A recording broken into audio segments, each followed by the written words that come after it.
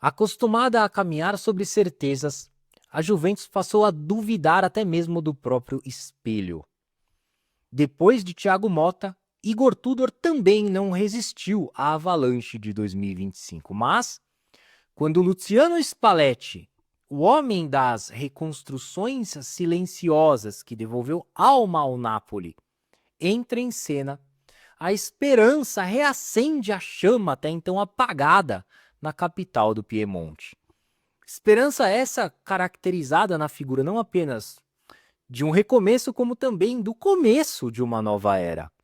Por isso a pergunta que fica é a seguinte: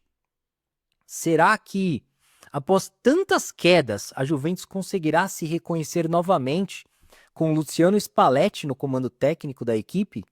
Será que ele pode reconstruir o que sobrou da velha senhora? Me fala a sua opinião aí na caixa de comentários, já fortalece com aquele like, se inscreva no canal se ainda não for inscrito, compartilhe esse vídeo pra galera que assim como você também é fã de futebol internacional e é claro, ative o sininho das notificações para você receber um alerta todas as vezes que um novo conteúdo for ao ar. Dito isso, vamos debater sobre a temporada da Juventus a partir de agora com a chegada do Salvador e arquiteto Luciano Spalletti. Solta a vinheta.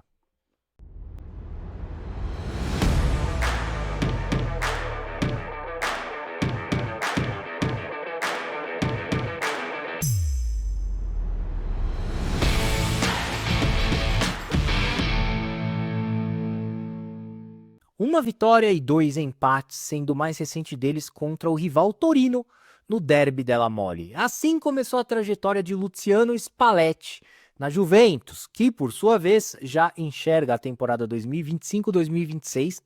absolutamente comprometida em pleno mês de novembro devido ao péssimo início sob o comando do antecessor Igor Tudor, demitido da Juve após míseros 24 jogos no cargo. Bom, só para recapitular, Igor Tudor, aquele mesmo zagueiro da Juventus entre os anos de 1998 e 2007, foi contratado pelo clube na reta final da temporada passada com a missão de conduzir a Juventus à Champions League nas últimas 9 rodadas da Série A, depois da pífia passagem de Thiago Motta pelo clube de Turim. E o êxito alcançado pelos bianconeri através de 5 vitórias, 3 empates e somente uma derrota sofrida naquela oportunidade, rendeu ao treinador croata sua continuidade à frente da Juventus, especialmente porque o grande sonho de consumo da diretoria Antônio Conte decidiu permanecer no Napoli após a conquista do Scudetto. Contudo, a aposta da Juventus em manter Igor Tudor no comando técnico do time nessa temporada se mostrou um verdadeiro fiasco, para não falar outra coisa, né? Tanto é que ele foi demitido após o desfecho da 8ª rodada da Série A, tendo um desempenho ainda pior em comparação ao da temporada anterior, quando a equipe de Thiago Motta, por exemplo, havia sofrido um único gol até a 8ª rodada do campeonato, gol esse sofrido na 7ª rodada no empate em 1-1 com o Cagliari. Além disso, a Juventus passou o primeiro turno inteiro do campeonato invicta, naquela ocasião, sofrendo seu primeiro revés na competição somente na 22ª rodada, ao cair diante do Napoli por 2-1, o Napoli que posteriormente viria a ser o campeão italiano. E não para por aí, pois sob a liderança do técnico ítalo-brasileiro, a Juve era a terceira colocada e havia conquistado 16 de 24 possíveis pontos até a 8ª rodada da edição 2024-2025 da Série A, contra somente 12 pontos assinalados com Igor Tudor nessa temporada, em que os bianconeri ocupavam somente o 8º posto da tabela. Portanto, a sensação foi que a demissão de Igor Tudor até demorou para acontecer, já que ele nem deveria ter iniciado a temporada no comando da Juventus. E tudo isso depois de duríssimos anos com Maurício Sarri, Andrea Pirlo, a segunda frustrante passagem de Massimiliano Allegri, além de Thiago Motta, que se mostrou uma enorme decepção depois de tanta euforia causada devido ao bom trabalho desenvolvido por ele no Bolonha. Diante de todo esse cenário, fica evidente porque o reinado da Juventus na Itália, simbolizado pela histórica conquista de 9 Scudettos consecutivos entre 2012 e 2020, deu lugar a um verdadeiro poço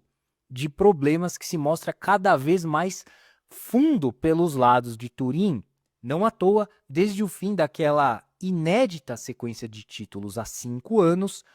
o melhor desempenho da Juventus na Série A foi a terceira posição na temporada 2023-2024, marcada na época pelo segundo adeus de Massimiliano Allegri.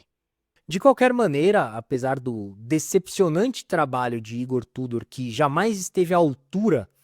da Juventus, é inegável que a principal responsável pela crise vivida pelo clube é a diretoria, que desde a renúncia de Andrea Agnelli segue totalmente sem norte. E olha que o antigo mandatário não era nenhuma unanimidade, muito pelo contrário. Porém, a realidade é que as coisas pioraram bastante em Turim depois que Gianluca Ferrero assumiu o controle do clube sob a companhia do CEO Maurizio Scanavino. E o fato da Juventus ter tido 3 treinadores no comando do time somente no ano de 2025 comprova o quão desastrosa vem sendo essa administração, cujo ponto negativo de destaque foram os mais de 200 milhões de euros investidos pela Juve na última temporada para montar um time com as características do técnico Thiago Motta. E um ano depois, alguns daqueles caríssimos reforços, como são os casos de Douglas Luiz e Nico Gonzalez, já nem fazem mais parte do elenco. Ao mesmo tempo, é importante salientar que toda a insatisfação dos torcedores da Juventus não diz respeito única e exclusivamente à parte extra-campo, mas também dentro das 4 linhas, tendo em vista que eles já convivem há anos e anos com equipes pragmáticas e conservadoras, algo que abrange inclusive a primeira passagem de Massimiliano Allegri pelo clube. Mas, como a Juve se mantinha vencendo títulos naquela oportunidade, tudo isso acabava passando batido. O retrato disso são 5 scudettos conquistados pela Juve nos 5 primeiros anos de Massimiliano Allegri em Turim. Então, por mais que a equipe não convencesse, ela vencia, e isso bastava. Uma condição que mudou depois de tantos trabalhos decepcionantes e com a escassez de títulos por parte da Juventus desde o Enea Campeonato Italiano, porém que agora vem com novas perspectivas com a chegada de Luciano Spalletti. Apesar da trajetória bastante aquém à frente da seleção italiana, a qualidade do experiente treinador de 66 anos de idade é inquestionável, a exemplo do mais recente trabalho realizado por ele em clubes, como foi o caso do Napoli antes de assumir a Itália, quando ele levou os Azzurri ao 3º scudetto da sua história após longos 33 anos de espera. Consequentemente, Luciano Spalletti tirou um caminhão de peso sobre as costas ao deixar de lado a velha sina de ser um grande treinador, mas que não vencia títulos. Em outras palavras, espantou o famoso rótulo do "é bom, mas não ganha nada", que atormenta muitos treinadores mundo afora. Logo,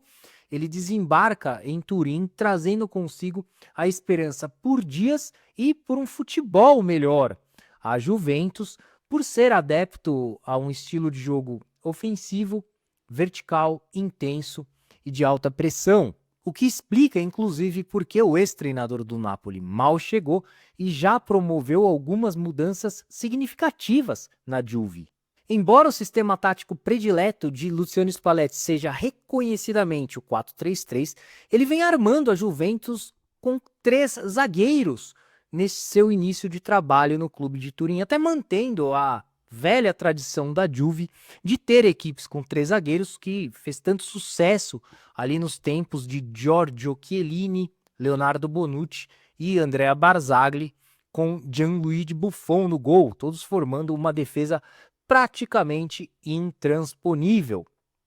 Então ele manteve o 3-4-3 de Igor Tudor, porém com uma versão mais fluida, tendo Pierre Kalulu jogando pela direita, Federico Gatti centralizado e, pasmem, T1 Koopmeiners jogando como zagueiro pelo lado esquerdo. Isso mesmo, ele deslocou o meio-campista holandês para atuar pelo lado esquerdo da zaga. Como resultado, é óbvio que ele ganhou maior qualidade na saída de bola, com o Koopmeiners começando a construção das jogadas, além de fortalecer o lado direito do time com o Weston McKennie no meio-campo, enquanto Francisco Conceição e Kenan Yildiz formam uma dupla de meias atrás de Dusan Vlahovic, a referência da equipe no ataque. Foi exatamente com essa formação que a Juventus venceu a Cremonese e empatou com o Sporting Clube de Portugal e com o Torino no primeiro Derby della Mole, sob o comando de Luciano Spalletti, ele que já encarou diversos clássicos na carreira, como o Derby della Madonnina, o Derby della Capitale, e agora viveu essa nova experiência aí ao disputar o Derby della Mole, ao menos assegurando o longo tabu da Juventus, sem perder do Torino atuando em seus domínios desde abril de 1995, em função do empate sem gols no Allianz Stadium, que expôs mais uma vez a enorme dificuldade da Juve em balançar as redes. Para se ter uma ideia, foram 22 finalizações, sendo 6 delas no alvo, 2 grandes chances desperdiçadas, 42 ações com a bola na área dos touros e mesmo assim o 0 prevaleceu no placar, o que demonstra que Luciano Spalletti terá muito trabalho pela frente para corrigir os problemas ofensivos da Juventus. Deste modo, um amargo empate com sabor de derrota, que não ajuda em nada a Juventus e tampouco ameniza a enorme pressão que assola o clube às vésperas aí da última data FIFA de 2025, que inclusive a Juventus passará de fora do G4 da Série A, o que significa que a briga pelo Scudetto está bem distante da realidade nessa temporada pra lá de comprometida, que se estende também à Champions League, onde a Juventus soma apenas 3 pontos nas 4 primeiras rodadas, o que a mantém na 26ª posição da tabela do torneio continental, isto é, de fora da zona de classificação aos playoffs. Lembrando que os pupilos de Luciano Spalletti visitarão o Bodo Glimt e o Mônaco e receberão o Paphos e o Benfica nos próximos compromissos da Champions League. Quer dizer, pelo menos uma agenda mais tranquila que os coloca com 66,9% de chances de avançar a repescagem. Isto posto, fica claro e evidente que a temporada da Juventus, que já nasceu torta, se mostra absolutamente devastada no momento. Mas talvez seja nas ruínas que Luciano Spalletti encontre espaço para reconstruí-la, porque às vezes o renascimento de um gigante começa no silêncio da queda, quando a única opção que resta é a vontade de tentar de novo.